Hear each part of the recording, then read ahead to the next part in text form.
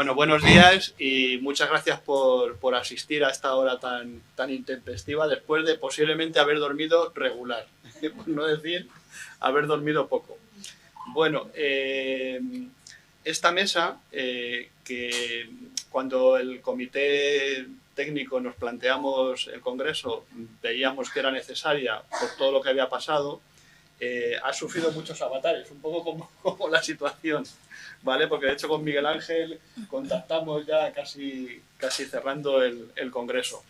Pero nos habíamos planteado la necesidad de que se hablara de los documentos, de las vicisitudes que pueden acarrearse en determinadas situaciones con ellos, de cómo documentar lo que ocurre en esas situaciones, etcétera. Un poco ver las diferentes aristas, las diferentes actividades que un archivo puede hacer en una situación un poco especial. Además se daba la circunstancia, si todos estuvisteis en el anterior CENADE, que fue, quiero recordar, el 4 y 5 de febrero del año 2020, pues no pensábamos que fueran a ocurrir tantas cosas como han ocurrido. De hecho, casi un mes después, el 14 de marzo, es cuando se decreta el estado de alarma, el confinamiento, y el COVID nos pega en toda la cara y hay que tomar una serie de acciones. Luego, el 19 de septiembre del 21, el volcán en La Palma entra en erupción y es otra catástrofe. Acordaros de los famosos memes, esos que recibíamos, de ya solo falta que lleguen los extraterrestres y cosas así.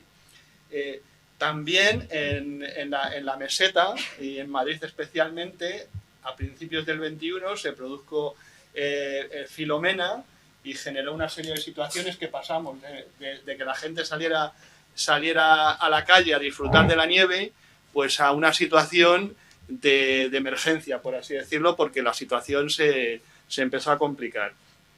Y ya para rematar, pues el 24 de febrero de este mismo año se produce una invasión en Ucrania, hay una guerra bastante potente en las puertas de Europa, y bueno, pues los europeos nos sentimos como más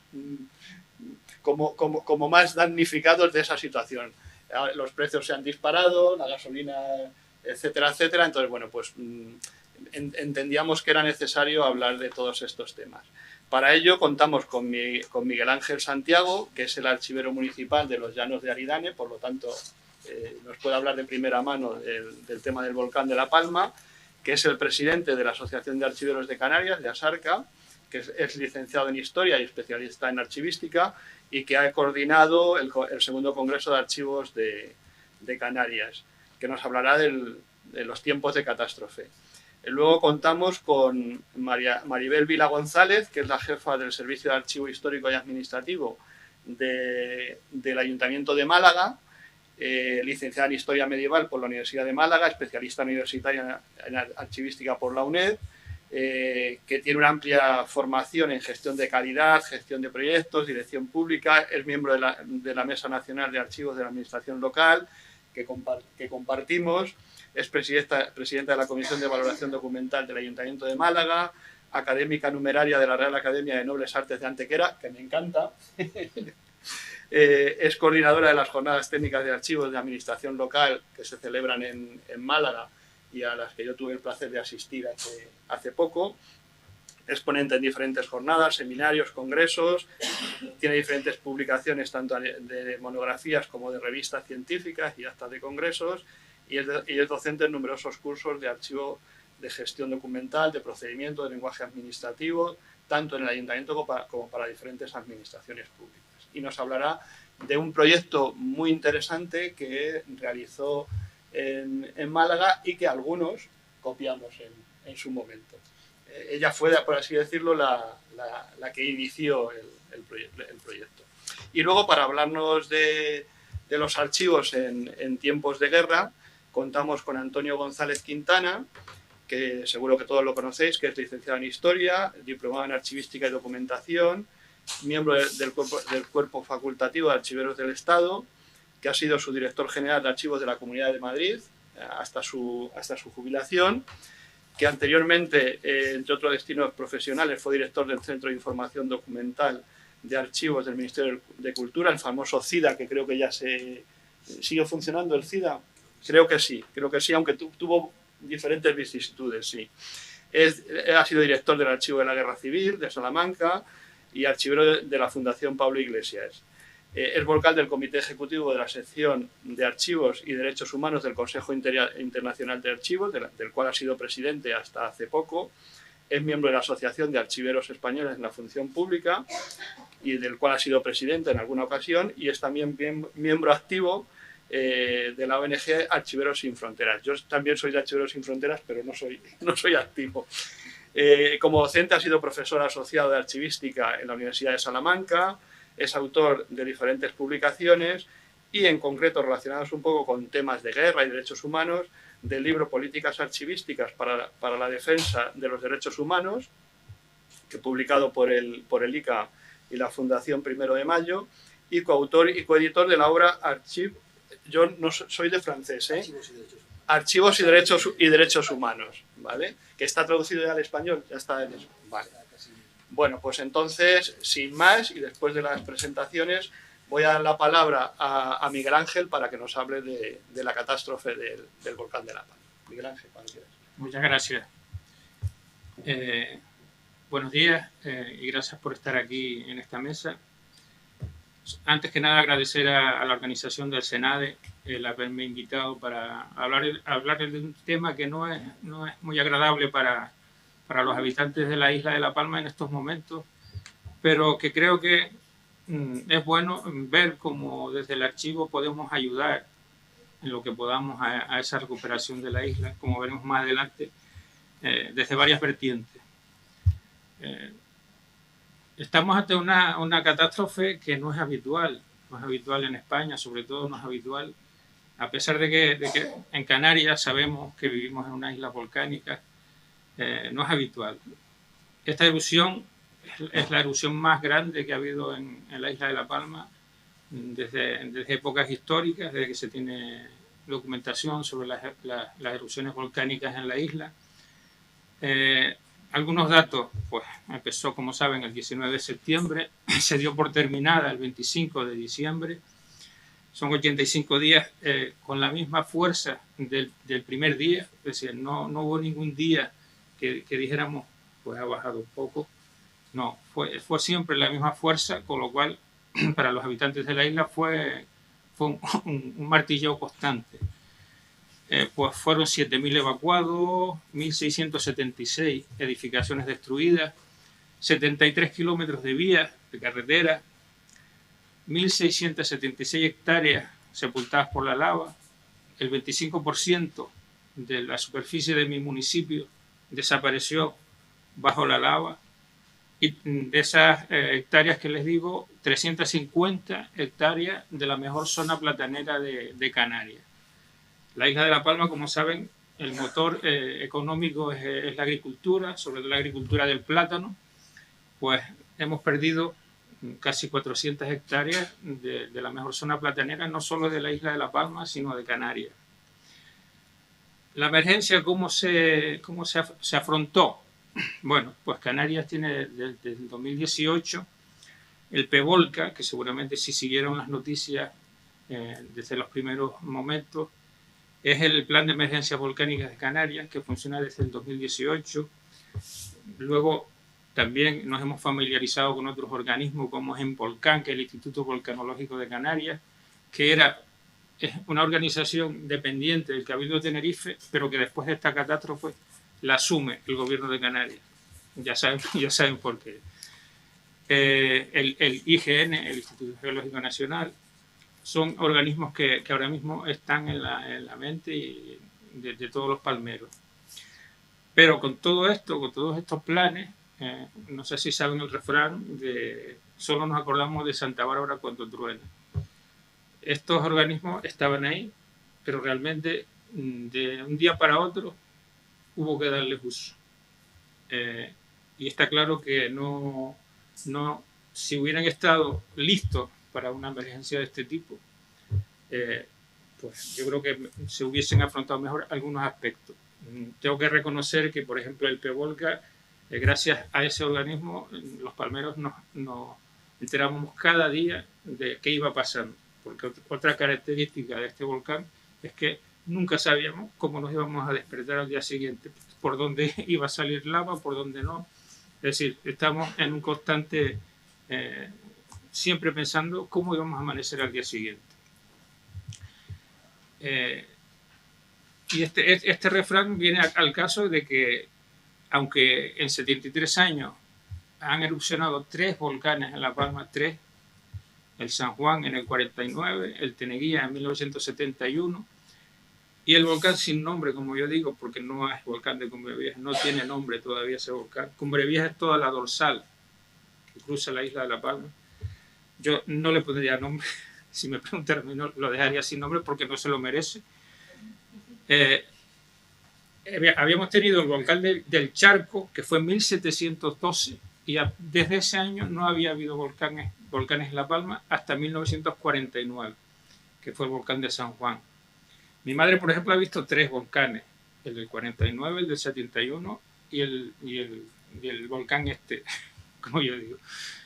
Yo he visto 2, yo tenía 9 años cuando el Teneguía, pero ¿qué es lo que pasa? Que los volcanes anteriores, el del 49, había sido un volcán con poco tiempo, sí destrozó casas, pero realmente la isla no estaba tan habitada como está ahora. Y el del 71 nosotros siempre lo llamamos el volcán de juguete, porque fue un volcán que duró 20 días justo al lado de la costa y fue realmente un reclamo turístico para la isla. Yo recuerdo de mis padres llevarme a verlo justo ahí al lado, porque fue un volcán que no ha hecho gases, es decir, fue un reclamo turístico los 20 días que duró. Con lo cual nos habíamos olvidado del peligro que tienen los volcanes. ¿Qué hemos hecho? El archivo siguió funcionando todo este tiempo, todos estos 4 meses. Sin embargo, en agosto, también en la misma zona, un poco más al norte, es decir, más cerca del centro urbano de los 3 municipios que el volcán afectó, que son El Paso, Los Llanos de Aridane y Tazacorte, que van de monte a costa. En agosto hubo un incendio urbano también que llegó más cerca del archivo, puso en peligro el archivo más que el volcán.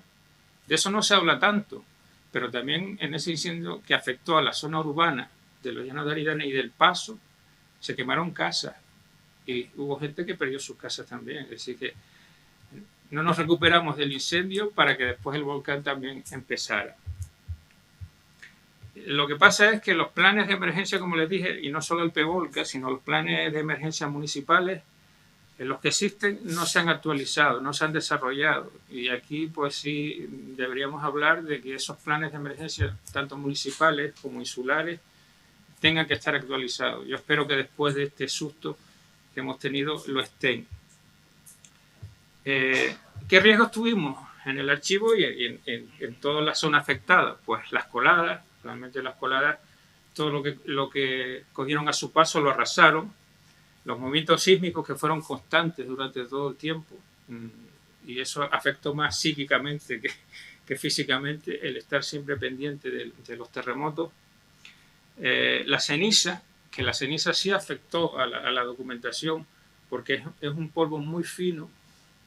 Fueron muchas toneladas de ceniza que afectaron a toda la isla, no solo a la zona del volcán, sino a toda la isla, por lo cual hemos tenido a la documentación, sobre todo a la documentación histórica, que darle un tratamiento de limpieza, porque es un polvo muy fino que se mete por cualquier sitio, aunque tengas si tienes un pequeño sitio por donde entre aire, ese polvo entra, esa ceniza entra y afecta a los documentos.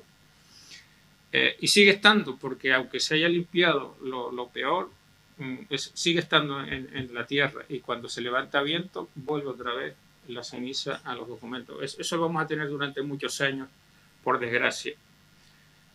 Luego los gases, que también hubo un par de días que tuvieron que desalojarnos del archivo por alerta de gases. Y las explosiones, pero a mí particularmente lo más que me afectó fueron las explosiones constantes, como les dije desde el primer día. Son 4 meses oyendo explosiones, moviéndose las ventanas por las explosiones, no solo por los terremotos. Eso a mí me afectó bastante, y si me preguntan, más que lo demás, porque realmente yo no perdí nada directamente material, sí, ese machaqueo constante de las explosiones afecta bastante. ¿Qué es lo que se ha hecho? Lo que se ha hecho, el Cabildo de La Palma, junto con la Dirección de Patrimonio Cultural del Gobierno de Canarias, ha puesto en marcha un plan que se llama Plan de Recuperación de Patrimonio Cultural de La Palma. Leo sus objetivos porque realmente es algo nuevo, que nos hemos enterado las personas que trabajamos con patrimonio desde hace poco tiempo. Es un proyecto, como les digo, impulsado por la Dirección General de Patrimonio Cultural y el Cabildo de La Palma. ¿Qué pretende? Su objetivo principal es elaborar estrategias de prevención, protección y salvaguarda de los bienes que integran el patrimonio cultural de la isla ante emergencias, riesgos y catástrofes naturales. Esto queda muy bonito, pero luego hay que hacerlo. Se ha hecho un comité con representantes de todos los ayuntamientos de la isla, se incluye también el patrimonio documental, que es lo que nos interesa a nosotros, y lo que se pretende hacer es un inventario de bienes culturales, un mapa de riesgo, un plan de evacuación, actuaciones de protección, mediante una ficha de emergencia, donde en esa ficha aparece la localización del archivo, en estos casos, los accesos, los puntos de traslado, el material prioritario para sacar del archivo, y así como un equipo de voluntarios que estén localizados en caso de emergencia. Nosotros, como profesionales del patrimonio, en este caso el patrimonio documental, estamos a la espera de si esto va a funcionar o se va a quedar en papel mojado. Pues ustedes saben cómo son esos planes, y sobre todo en La Palma ahora mismo se están haciendo muchos planes, pero realmente cuando se trata de llevarlos a cabo se ve que no es tan fácil. Es muy fácil hablar, pero después llevarlos a cabo no lo es tanto. ¿Qué influencia ha tenido la catástrofe en el funcionamiento del archivo? Sí, vamos rápido. En cuanto al funcionamiento como archivo administrativo, pues han surgido nuevas series documentales, certificados de evacuados, viviendas sepultadas, certificados de equivalencia, etc. Nosotros estamos colaborando con la recuperación de expedientes de particulares destruidos, de casas destruidas, que lo han perdido la documentación, no pudieron sacarlas de las casas. Nosotros estamos ayudando a recuperar esos expedientes, y así como agilizar pues, los trámites para las ayudas con documentos que nos pidan. En función como archivo histórico, pues recuperación del patrimonio, sobre todo documental, de los barrios que desaparecieron, que son barrios que funcionan, que existen desde el siglo XVIII.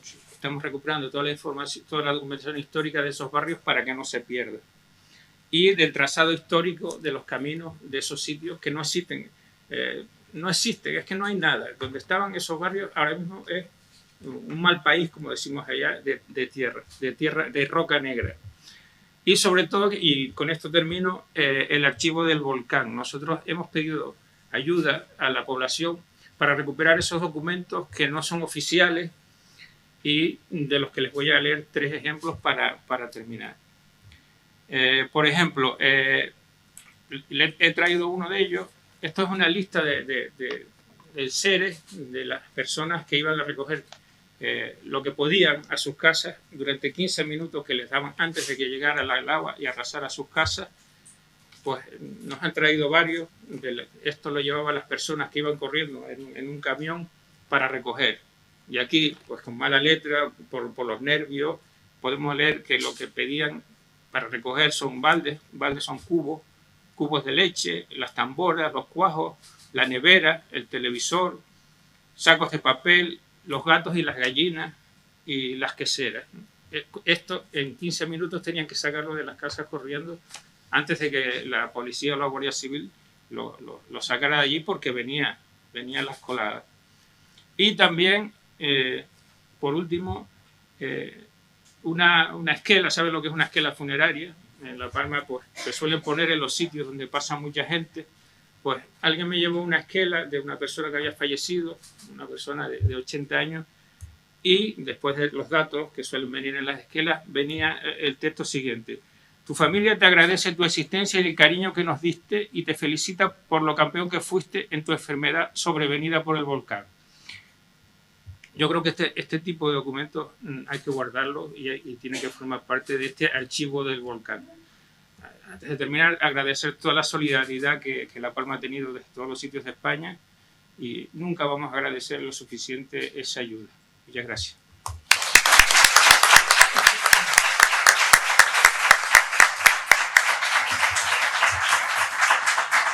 Muchas gracias, Miguel Ángel. Maribel.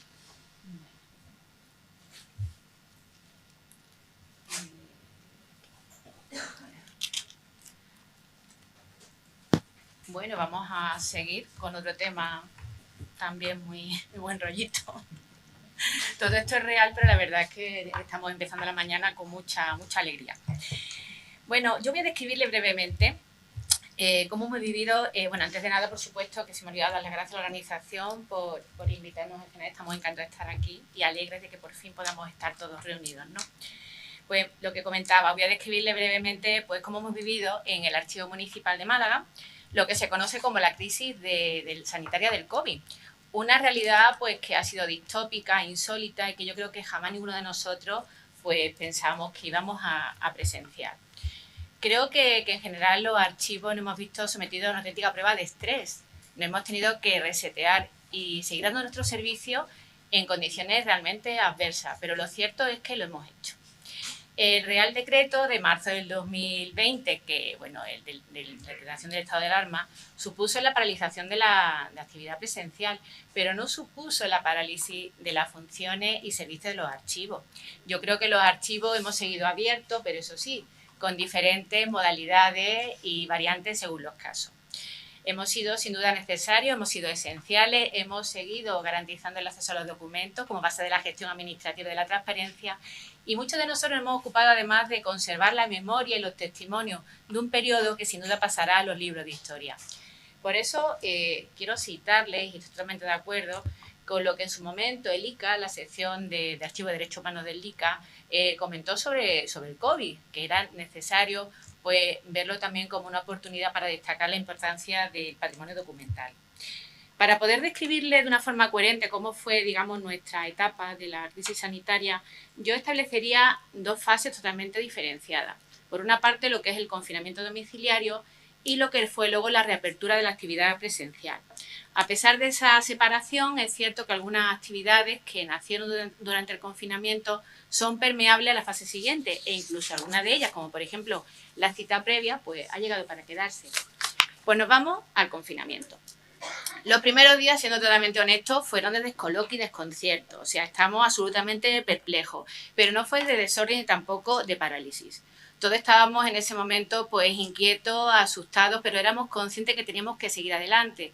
Y desde el minuto cero nos pusimos en marcha con los recursos que teníamos en nuestras manos. Creamos grupos de WhatsApp, grupos de correo electrónico, pero a los pocos días pues ya empezaron a llegar los recursos tecnológicos necesarios asociados a lo que se denomina como teletrabajo, que yo siempre digo que no es administración electrónica, pero bueno, que el teletrabajo, que nos permitió de alguna manera reestructurar el trabajo del archivo, que se parecía en ese momento bastante a lo que hacíamos de forma presencial, lógicamente con las limitaciones asociadas. Yo creo que el confinamiento ha puesto de manifiesto la importancia de llegar con los deberes hechos, en el sentido de poder ofertar a nuestros usuarios servicios y acceso a nuestros documentos de forma digital. En nuestro caso llevábamos bastantes años pues esforzándonos mucho en nuestra identidad digital. Llevábamos digitalizando miles de imágenes anualmente y además también nos preocupamos de tener los recursos necesarios para garantizar el acceso online a nuestros fondos y a nuestros servicios. Y cuando llegó el confinamiento, pues nos dimos cuenta de que estamos en una situación propicia para poder seguir ofertando esos servicios y seguir en conexión con nuestros usuarios. Para nosotros ha sido fundamental, bueno, voy para atrás, que me he pasado. Ha sido fundamental pues dos recursos que forman parte de nuestra identidad digital, que es nuestra página web y nuestras redes sociales. Nuestra web desde el primer momento pues pretendimos que fuera una especie de escaparate del archivo, ¿no? Una ventana abierta al exterior donde es posible pues visualizar todas nuestras funciones, toda nuestra línea de trabajo y nuestro servicio de una forma además multidireccional. Es además una web que tiene un alto nivel de simbiosis con nuestras redes sociales que, digamos, se han convertido en una parte importante de nuestro trabajo. Antes de la pandemia ya nuestras redes sociales eran bastante importantes, porque a través de ellas descubrimos que teníamos unos aliados potentísimos. Podíamos difundir nuestro fondo documental y bibliográfico, podíamos difundir nuestras actividades, pero lo más importante es que teníamos un contacto real y directo con nuestros usuarios. Sabíamos lo que necesitaban y cuáles eran sus expectativas. Y durante la crisis sanitaria, pues esas redes sociales crecieron nada menos que un 30% sobre una base que ya llevábamos que era bastante buena, es decir, que fue un incremento considerable. De esta forma, cuando se cerró todo en marzo de 2020, pues para nuestra satisfacción nos dimos cuenta que el archivo pues seguía abierto de alguna manera. Quiero ahora mostrar algunos ejemplos concretos de esa fase del confinamiento, que son además realidades muy contrastadas, porque son situaciones extremas. Por una parte, pues nos encontramos con que gracias a un premio de innovación, pues sacamos en febrero de 2020 una aplicación, se llama Arca, el archivo sale a la calle, cuyo objetivo es invitar a la gente a pasearse por la ciudad y con geolocalizadores y la aplicación ver imágenes antiguas de Málaga en los mismos sitios donde fueron tomadas esas imágenes o planos. La presentamos en febrero, tiene además una serie de placas ubicadas en el mobiliario urbano y bueno, todo fue divino, la gente le encantó y ahora nos encontramos a los pocos días encerrados en la casa con nuestra flamante aplicación y se nos puso cara de tontos a todos, ¿no? Entonces, bueno, ¿qué hicimos? Pues hicimos de necesidad virtud y sacamos Arca desde casa, es decir, invitamos a nuestros usuarios a través de las redes sociales a seguir utilizando la aplicación y viajar desde el salón, desde su terraza, pues por esos diferentes hitos. Como contrapunto, si tuvimos otra situación que fue muy propicia, que era la presentación de nuestro nuevo sistema de consulta que unificaba en un solo punto de acceso el fondo documental y bibliográfico a través de una caja única. Esto la verdad es que nos vino de perla y los usuarios le sacaron pues bastante partido. Algunas líneas también las pudimos mantener. Nosotros tenemos, por ejemplo, un programa didáctico formativo con una sección dedicada a los más jóvenes. Se llama Aprende y diviértete con el archivo. Y tenemos a nuestro pregonero Alonso, el contador de historias malagueñas. Con los niños en casa, pendientes de las actividades, digamos, virtuales, pues era un momento ideal para darle un poquito de hacerle trabajar horas extra al pregonero Alonso. Curiosamente, además, teníamos un cuadernillo dedicado a la sanidad y a la pandemia, o sea, y a la epidemia. ¿Quién iba a decir a nosotros que ese cuadernillo se iba a poner de rabiosa actualidad, ¿no? Y fue, la verdad, bastante utilizado. Y además, en una época que todos recordarán, donde proliferaban los vídeos de yoga, de crochet, de bizcocho, pues bueno, pues nosotros hicimos un vídeo de cómo organizar un archivo en tu casa. Así que nos sumamos un poco a la tendencia. Por otra parte, lo que hicimos fue de nuevo sacar a pasear algunos recursos digitales que ya teníamos previamente, como exposiciones virtuales. Cogimos nuestro canal de YouTube e invitamos a nuestros usuarios a descubrir o a redescubrir algunos de los vídeos que teníamos. Y también, pues, volvimos a recuperar eventos de años pasados. Esto como las navidades pasadas, pues igual. Cada vez que llegaba el momento, pues sacábamos un poquito a pasear algunas actividades. Luego, además, pues imagínense Málaga sin Semana Santa y sin feria. Pues también hicimos con nuestro fondo una especie de feria digital y de Semana Santa digital. Y así un poco fuimos manteniendo esa actividad y esa dinámica con nuestro usuario. Esto ya es la parte de apertura. Esto es todo lo que afecta a la parte patrimonial, pero ¿qué pasa con la parte, digamos, de nuestro trabajo que está relacionada con la oficina, incluso con el desarrollo de la administración electrónica? Pues yo creo que esa parte fue la que más sufrió, porque con la oficina cerrada, con el papel que no se podía manejar mucho, pues la verdad es que en ese sentido el trabajo decreció bastante. Bueno, pues esto es, digamos, lo que es el confinamiento. Ahora nos vamos al momento ya de la apertura de la actividad presencial, que, bueno, nuestros gobernadores, con todo el cariño, pues nos lanzaron los primeros a ruedo, ¿vale? Abrir los archivos lo primero, ¿no? Y, lógicamente, pues la parte más llamativa fue la adecuación de la sala de lectura, ¿no? Para que, digamos, la gente pudiera acudir y se garantizara la seguridad de los usuarios, pero también la seguridad de los trabajadores. Entonces hicimos un protocolo con circuito de entrada y salida. Seguramente mucho de estas cosas les va a sonar, ¿no? Porque ahora habrán hecho lo mismo en sus archivos. Y bueno, pues la verdad es que fue bastante bien y todo funcionó como un reloj suizo. A partir de ahí, bueno, pues ya pudimos empezar a desarrollar una serie de actividades ya de tipo más tradicional, lógicamente con las, digamos, limitaciones de aforo, niveles de seguridad que todos conocemos para realizar este tipo de actividades. Y en referencia a lo que sería el trabajo con la oficina en esa fase, pues la verdad es que durante bastantes meses estuvieron paralizadas las transferencias, los préstamos documentales, pero en contrapartida veíamos que teníamos mucha demanda de acceso a expedientes, por ejemplo, de licencia de apertura, de intervención social, que veíamos que era un reflejo también de la crisis económica y de lo mal que lo estaban pasando algunas familias. Entonces lo que hicimos fue desarrollar un protocolo de préstamo priorizando, digamos, el envío digital de documentación, o incluso cuando era necesario mandarlo en papel, con un complejo sistema bastante latazo, por cierto, de desinfección de los documentos, cuando se mandaban y cuando retornaban al archivo. Y yo, como tengo muy poquito tiempo, quiero ya terminar, bueno, voy a terminar con uno de los proyectos de los que nos sentimos más orgullosos durante este periodo de la crisis del COVID, que además surgió de una manera absolutamente espontánea, porque queríamos hacer algo y éramos conscientes de que estamos viviendo un momento que pasaría a los libros de historia. Por eso decidimos pedir la colaboración de nuestros ciudadanos, decirles a ellos que querían que fueran partícipes con nosotros de crear la historia del futuro. Y surgió pues, el proyecto de Málaga se queda en casa. El proyecto es muy sencillo, fruto de esa espontaneidad. Básicamente pedimos a todos los ciudadanos, a las asociaciones, que nos mandaran imágenes de cómo estaban viviendo el confinamiento desde su trabajo, bueno, que podía trabajar, ¿no? Desde la cola del supermercado, paseando al perro. Y la verdad es que la respuesta fue absolutamente desbordante, tanto por lo que recibimos, que fueron miles de imágenes y miles de, digamos, bastantes vídeos, como por la repercusión mediática, ¿no? Porque salimos en la prensa local, en la prensa nacional. La Universidad de Málaga nos animó también a participar en el proyecto que está realizando el archivo. Y la verdad es que nos sentimos realmente útiles. Fue una sensación bastante satisfactoria y sobre todo de estar ayudando de alguna manera a ciudadanos que al igual que nosotros lo estaban pasando bastante mal y tenían ahí una vía de comunicación, porque con las fotos, con las imágenes, llegaban también digamos, sensaciones, comentarios, sentimientos de esos propios usuarios que nos mandaban las imágenes. De esas imágenes, pues han sido sometidas a un tratamiento técnico, están disponibles en nuestra página web, hemos creado también un árbol en Flickr y la verdad es que la descripción pues, fue alucinante porque eso de incluir descriptores como pandemia, catástrofe, con una adaptación de 2020, a nosotros nos descolocaba totalmente, ¿no? Y quiero terminar con un vídeo que difundimos en nuestras redes sociales, un vídeo que hicimos para, digamos, recoger imágenes de una Málaga insólita, que sabemos que va a pasar el libro de historia, y sobre todo para dar las gracias y reconocer el esfuerzo de los que fueron los grandes tejedores de este proyecto, los ciudadanos de Málaga. Y ya les dejo con este vídeo, que dura un minutito.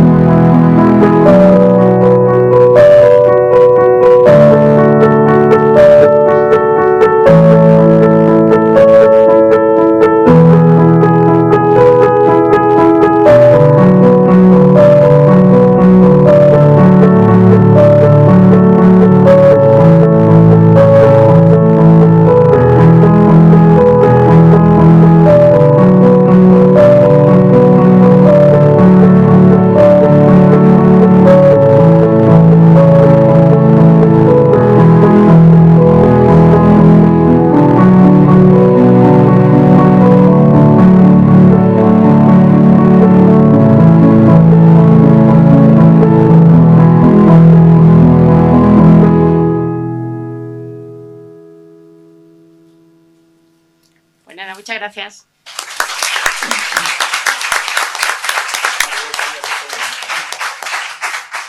Bueno, pues mientras cambian de asiento, muchas gracias, Maribel. Yo creo que esto nos trae una memoria muy, muy cercana que todos hemos sentido mucho y muchos tenemos muchas fotografías de este tipo en nuestros archivos porque, como comentaba antes, seguimos vuestro ejemplo y lanzamos campañas similares.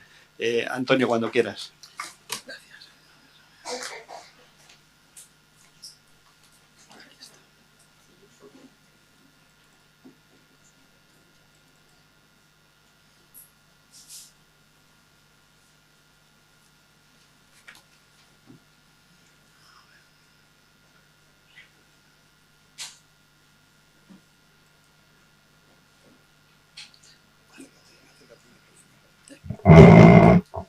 Buenos días a todos. Tengo que empezar agradeciendo, por supuesto, la invitación de la organización del Congreso a participar en esta mesa, también acompañado. Estoy muy contento, además de volver a actividades presenciales que me satisfacen muchísimo más que las virtuales, de las que ya seguro que todos estamos bastante cansados. Bueno, a mí me toca ejercer un poco de tercer jinete del apocalipsis, ¿no? Yo voy a hablar de la guerra y de los documentos en tiempo de guerra. Voy a ver si localizo aquí donde tengo para... No sé por qué no sale así. Me imagino que dependerá del formato. Va. Pues esto así no lo vamos a poder ver. Pero vamos, yo creo que tengo un PDF también. A ver. Esto no ¿Tienes se puede. descargado el PDF ahí? El PDF está en el... A ver, el PDF está aquí, me parece. Este es. Menos mal que venimos con todo.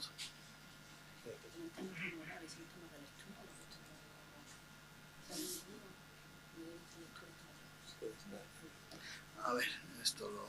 ¿Cómo quito yo? La pantalla completa.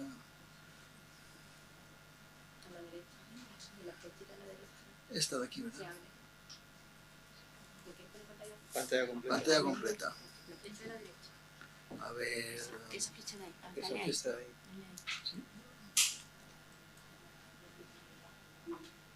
Sí. Ahora sí. Bueno. Vale. Vamos a ver si vamos bajando. Vale, de acuerdo. Vamos a recuperar. Bueno, como solo tenemos 10 minutos para hacer esta intervención y no quisiera extenderme mucho más allá del tiempo que se me asigna, diré que muchos de los conceptos de los que voy a hablar, o voy a intentar resumir, muchas de las cuestiones sobre historia del tratamiento de los documentos en tiempos de guerra, de las convenciones internacionales para protección de la población civil, protección del patrimonio cultural, etcétera, están recogidas en esta monografía que corresponde a las jornadas de la Facultad de Documentación de la Complutense, FADOC, del año 2015, sobre la producción y destrucción de patrimonio documental en tiempos de guerra. Aquí estaba también la contribución mía sobre estos temas, pero hay otras de otros compañeros, otros colegas muy interesantes, si alguien quiere aproximarse al tema con más profundidad. Yo, por ir al grano directamente a acometer un poco lo que tiene que ver con el momento actual, a ver cómo puedo pasarla, voy a ir avanzando. Diré que la protección de los documentos de archivo en caso de conflicto tienen una regulación en el derecho internacional. Desde la Convención de La Haya de 1907, que se plantea por primera vez el comportamiento de los ejércitos con relación a la población civil, a las instituciones administrativas, etcétera, etcétera, hasta la última, que es la que en concreto establece medidas de protección del patrimonio cultural, incluidos los archivos, y también dejo el texto de la Convención de La Haya para quien quiera consultarlo como material de este congreso, de 1954, después de la Segunda Guerra Mundial y de los catastróficos efectos que para el patrimonio inmueble, mueble, bibliográfico, documental tuvo el conflicto internacional. En el caso concreto en el que nos encontramos ahora, con la invasión de Ucrania por el ejército ruso, estamos ante un conflicto sobre el que merece la pena que nos detengamos en concreto para ver la aplicación de todos esos principios de los que he hablado anteriormente. Nos encontramos con que se sigue produciendo la destrucción, desplazamiento y uso de los documentos por las tropas de ocupación, en este caso por las tropas rusas. Hay un ejemplo muy concreto que es el que produjo la alarma máxima en el mundo profesional, que fue la destrucción en la región de Chernihiv, el archivo del Servicio de Seguridad del Estado de Ucrania, que eran el antiguo archivo ucraniano del KGB soviético, que conservaba la documentación relacionada con la represión política llevada a cabo por el KGB soviético en esa zona, en esa federación, ucraniana durante la época de la Unión Soviética. Esa destrucción fue denunciada por Anatoly Kromov, que es el jefe de los archivos nacionales de Ucrania, y ha llevado a la movilización y a la respuesta de los archiveros y las archiveras. El Consejo Internacional de Archivos recibe la denuncia, la reclamación del director de los Archivos Nacionales de Ucrania, que le tenemos en la imagen, y en una reunión y en una decisión realmente extraordinaria y de carácter muy excepcional, en una reunión del Buró Ejecutivo del Consejo Internacional de Archivos, se decide expulsar, bueno, más que expulsar, suspender la pertenencia al ICA, al Consejo Internacional de Archivos, de los archivos vinculados a la Agencia Federal Rusa de Archivos, al Rosarchiv, y igualmente a la Administración de Archivos de Bielorrusia.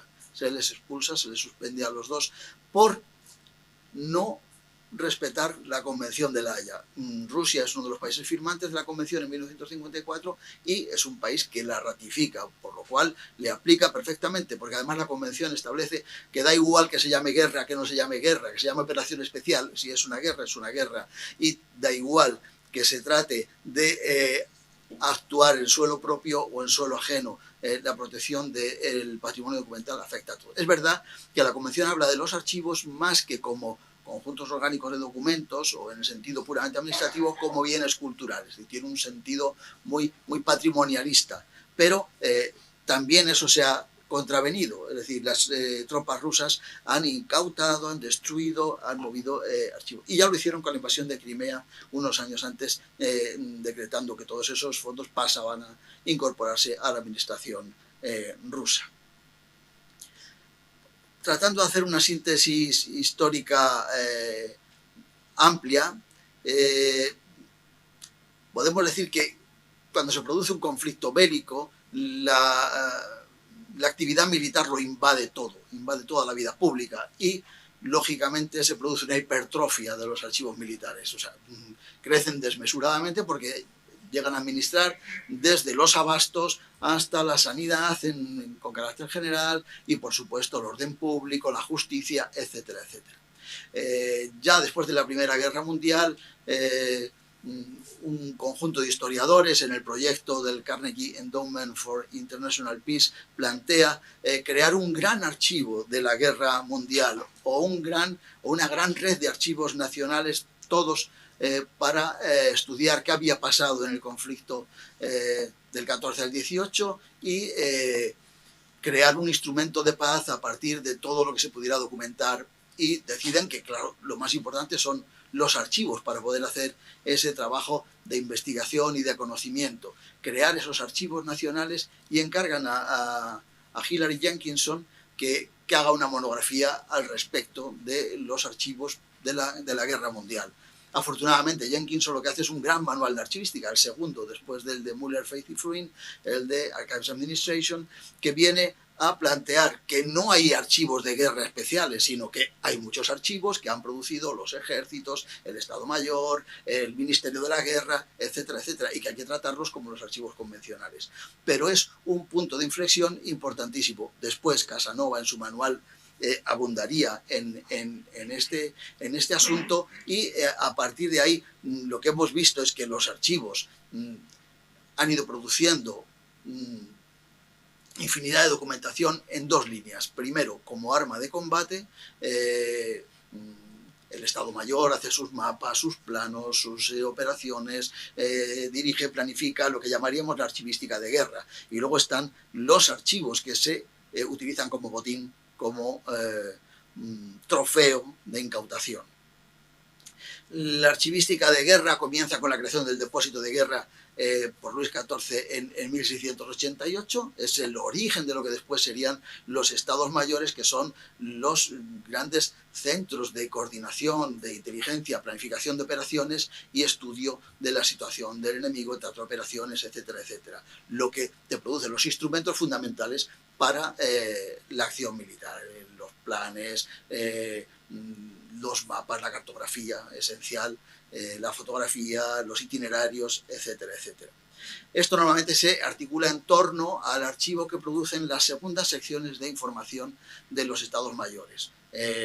Ahí tenemos el ejemplo de los fondos de la segunda sección de Estado Mayor del Ejército de la República durante la Guerra Civil Española, que se conservan en el Archivo de la Guerra Civil en Salamanca, o los del Ejército de Franco, que se conservan en el Archivo General Militar de Ávila. Pero esto es generalizable para todos los países, la estructura de las segundas secciones, hasta muy recientemente, que han generado los Estados Mayores una nueva unidad vinculada a la producción del documento electrónico y a la ciberguerra, como intentaré ver en la última o en la penúltima diapositiva.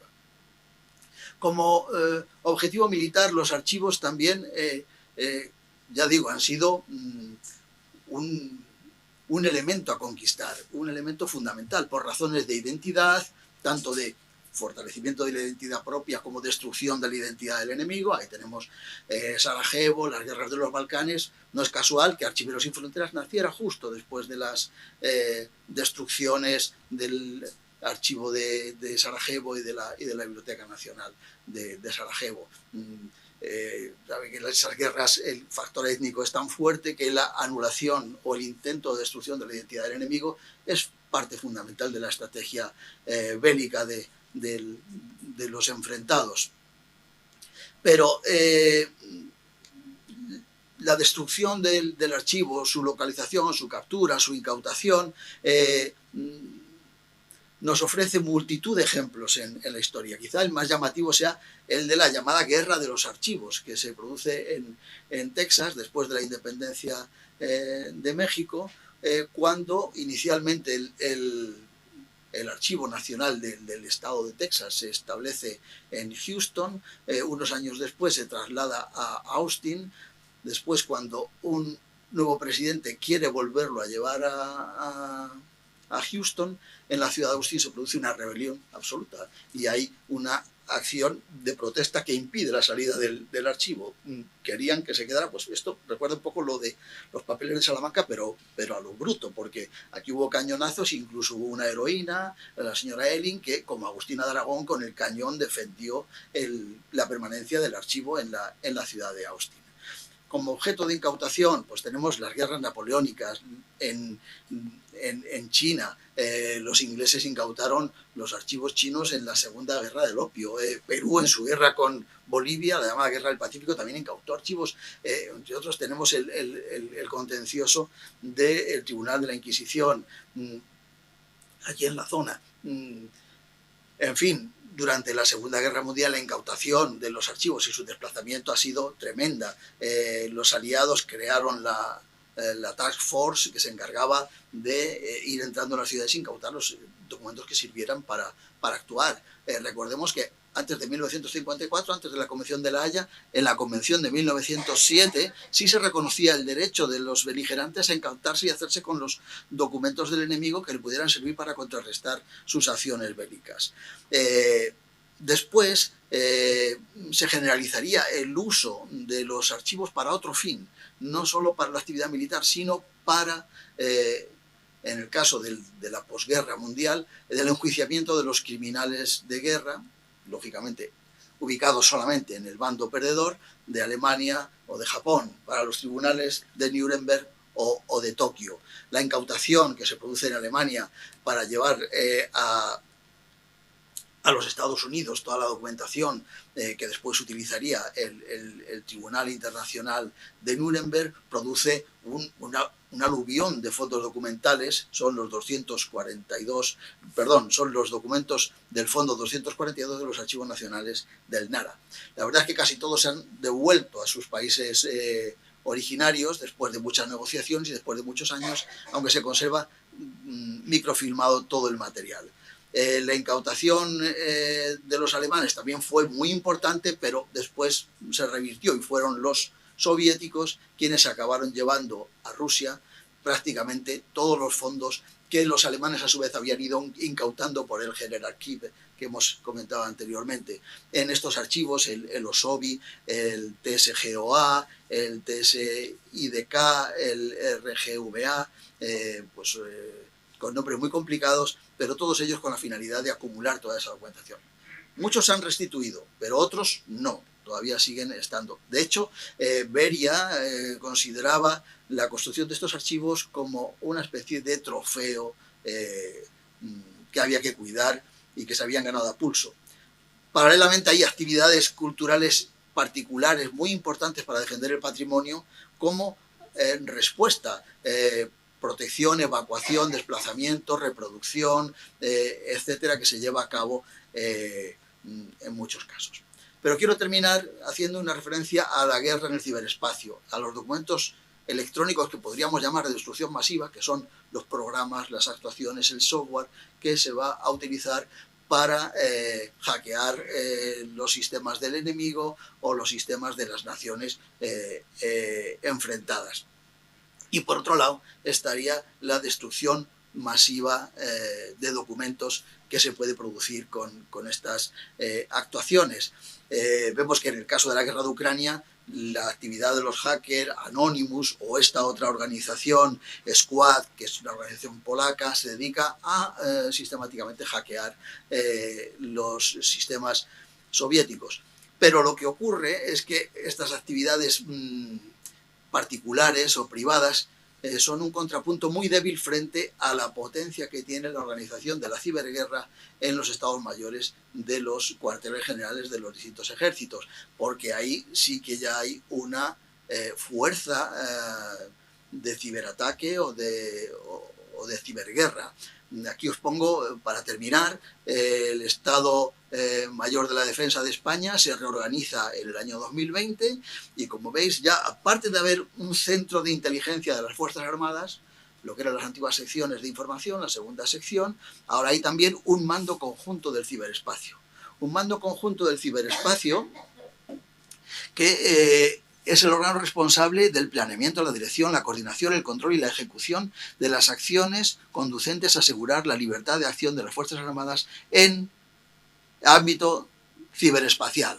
Pero si vemos al final lo que se plantea, la FOCE, la Fuerza de Operaciones del Ciberespacio, son soldados que están trabajando con su ordenador. Y la Fuerza de Operaciones en el Ciberespacio es responsable de la ejecución de las operaciones militares que aseguren la libertad de acción de las Fuerzas Armadas. Es decir, se está reconociendo que hay unas operaciones que se realizan desde el teclado, desde la pantalla, desde los equipos informáticos, que son tan potentes o más que las que se llevan a cabo con los tanques o con los cañones. Y eso es muy importante porque todo eso va a producir documentos, va a producir material que también deberemos afrontar desde la archivística en un futuro no muy lejano. Muchas gracias.